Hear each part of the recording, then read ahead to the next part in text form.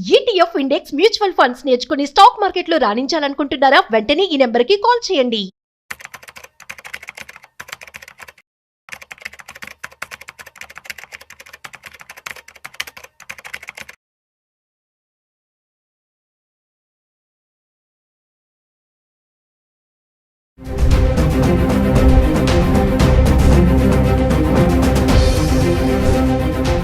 నమస్తే, welcome back to Suman TV. ప్రస్తుతం మనతో పాటు ఉన్నారు certified astro business coach Javeria గారు. నమస్తే మ్యామ్. నమస్తే నవీన గారు. మేడం, ఇప్పుడు గోల్డ్ అండ్ సిల్వర్ ప్రైసెస్ తగ్గొచ్చు, పెరగొచ్చు, ఒకవేళ బ్యాలెన్సింగ్ గా కూడా ఉండొచ్చు.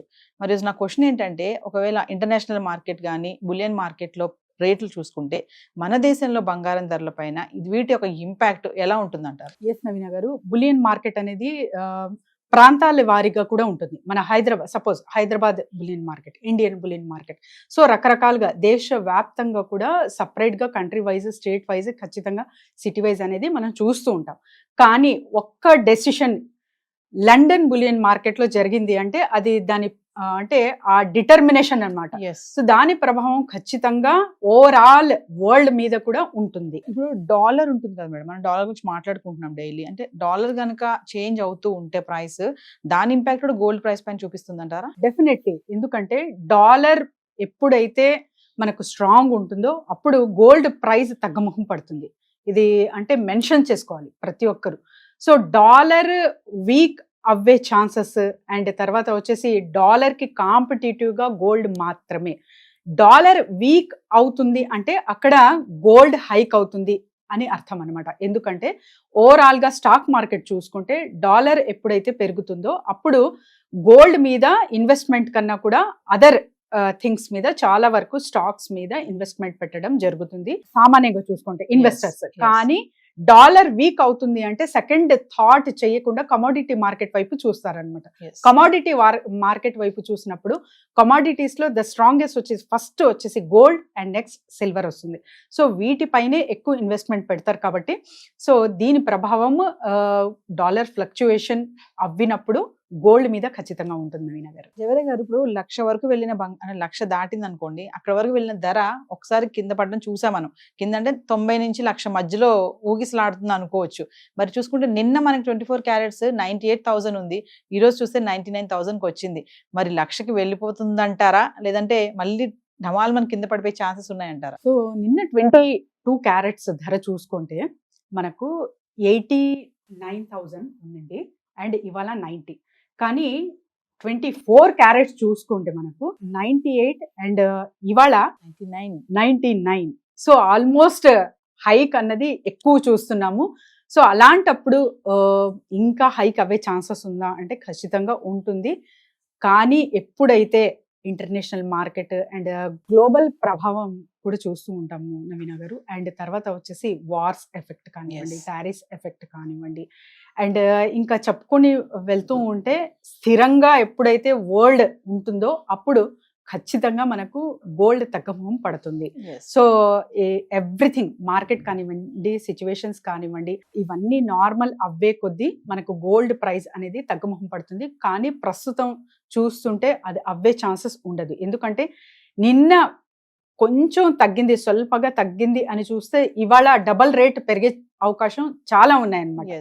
అంటే ఫ్లక్చుయేషన్ కూడా ఇంత ఈ రేంజ్ లో జరుగుతుంది కాబట్టి తగ్గుతుంది ప్రస్తుతం అయితే ఊహించగలము, కానీ అది సాధ్యం కాదు అని కూడా చాలా మంది చెప్తున్నారు. మళ్ళీ అనుకోవచ్చు అంటారా, అమ్మో 1,00,000 అయిపోయింది బంగారం ధర, తులం 1,00,000 రూపాయలు అనే మాట.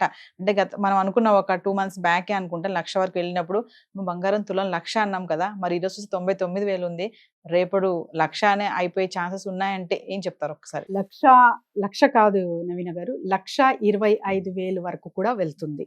ఆ ఛాన్సెస్ కూడా ఉన్నాయి. కానీ ఎప్పుడు ఏంటి అనేది ఒకేసారి అవుతుందా, మరి 1 month 1 or 2 months are 3 months లో అవుతుందా అంటే అది జరిగే పని కాదు. చాలా అంటే మినిమం గా హైక్ అవుతూ పోతుంది అనమాట. మరి కమింగ్ టు అమెరికా అధ్యక్షుడు డొనాల్డ్ ట్రంప్, మనం అనుకుంటాం ప్రతి దానికి కూడా ట్రంప్ యొక్క ఇంపాక్ట్ ఉంటుంది, అంటే ట్రంప్ తీసుకునే నిర్ణయాలు అన్ని దేశాల పైన కూడా ఇంపాక్ట్ చూపిస్తుందని. మరి ఈ రోజు 1,00,000 వెళ్తుంది బంగారం ధర అంటే దీనికి కూడా మనం ట్రంప్ ని తీసుకోవచ్చు అంటారా? వన్ ఆఫ్ ది రీజన్ అనుకోవచ్చు.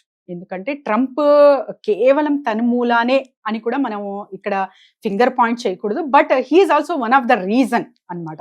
ఎందుకంటే తను తీసుకున్న డెసిషన్స్ వలన మొత్తం అంటే చాలా మేజర్ చేంజెస్ చూసాం. Yes. అసలు ఊహించలేని major changes in world wide గా ఇంటర్నేషనల్ మార్కెట్ పైన పడింది కాబట్టి టారిఫ్ వలన చెప్తున్నాను నేను.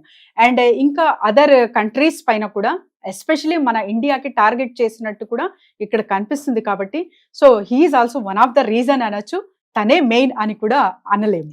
మరి కమింగ్ టు ఇన్వెస్ట్మెంట్ మేడం, మరి ఇన్ కేస్ 1,00,000 అయిపోతే మరి ఇన్వెస్ట్మెంట్ చేసే వాళ్ళు ఈ టైంలో చేయొచ్చు అంటారా? 99,000 లో ఉంది కాబట్టి ఇప్పుడు ఇది కరెక్ట్ టైమా కాదా అంటే? డెఫినెట్లీ నవీన గారు చెయ్యొచ్చు, కానీ దేని కొరకు చేస్తున్నారు? For future purpose long term చేస్తున్నారా, లేకపోతే ఇవాళ నాకు కావాలి నచ్చింది ఒక నగ, నేను నగ కొనాలి ఆర్నమెంట్ రూపంలో చేస్తున్నారా అనేది ఎవరికి వాళ్ళు డెసిషన్ తీసుకోవాలి.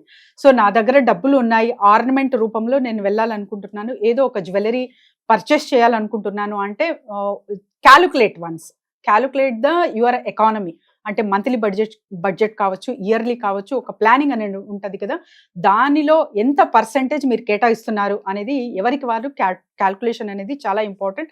అది చేసుకొని కొనుగోలు చేసుకుంటే అసలు సమస్య ఉండదు. కానీ నేను అంటే ఇప్పుడే ఉన్న డబ్బంతా ఇందులోనే ఇన్వెస్ట్ చేయాలనుకుంటున్నాను అంటే that is not the correct thing. Zaveri గారు, మరి మిమ్మల్ని కాంటాక్ట్ చేయాలంటే బిజినెస్ ఐడియాస్ కోసం ఒకసారి డెఫినెట్లీ నవీన గారు కింద స్క్రోల్ అవుతున్న నంబర్కి కాంటాక్ట్ చేయొచ్చు.